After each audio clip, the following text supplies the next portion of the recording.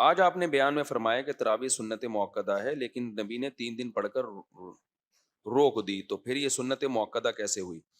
اگر نبی پڑھتے رہتے تو فرض ہو جاتی، سنت موقدہ نہیں ہوتی۔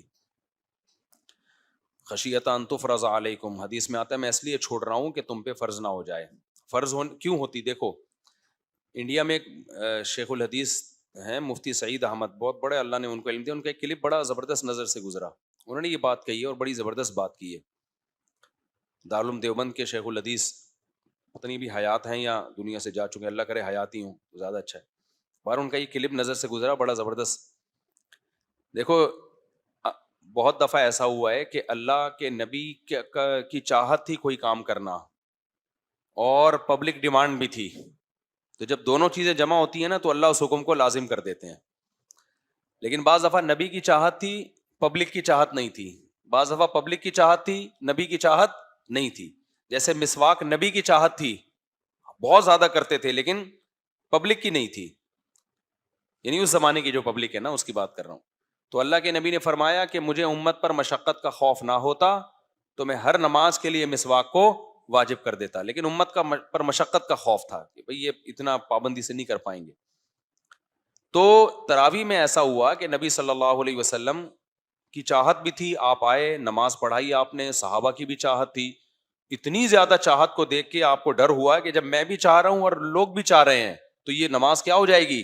لازم ہو جائے گی، اور ہو سکتا ہے یہ رغبت بعد میں نہ رہے ان لوگوں میں، تو اس لیے آپ نے اس خوف سے چھوڑ دی کہ فرض نہ ہو جائے۔ تو اس سے پتہ چلتا ہے کہ نبی صلی اللہ علیہ وسلم اس نماز کو چاہتے تھے کنٹینیو کرنا۔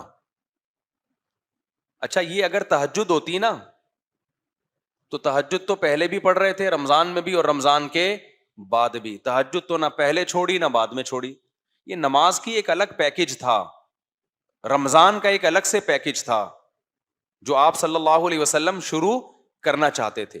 اس خوف سے آپ نے چھوڑ دیا کہ امت پہ فرض نہ ہو جائے۔ سمجھتے ہو کہ نہیں سمجھتے؟ لیکن صحابہ کرام یہ بات جان گئے تھے کہ نبی پڑھنا چاہتے ہیں، نہیں پڑھ رہے، کیوں؟ فرض نہ ہو جائے۔ تو نبی کی منشا یہ ہے کہ یہ پڑھے لوگ یہ، لیکن دونوں جمع نہ ہو اس پہ، تو اس لیے صحابہ کرام نے اس نماز کو جاری رکھا، نبی نے پھر ان کو منع نہیں کیا۔ حضرت ابو بکر کے ابتدائی دور میں بھی صحابہ تراویح پڑھتے تھے، عشاء کی نماز کے بعد نا بہت ساری جماعتیں ہوتی تھیں، ایک جماعت نہیں ہوتی تھی، تو صحابہ نے اس عمل کو جاری رکھا، حضرت ابو بکر نے ان کو اس عمل سے نہیں روکا۔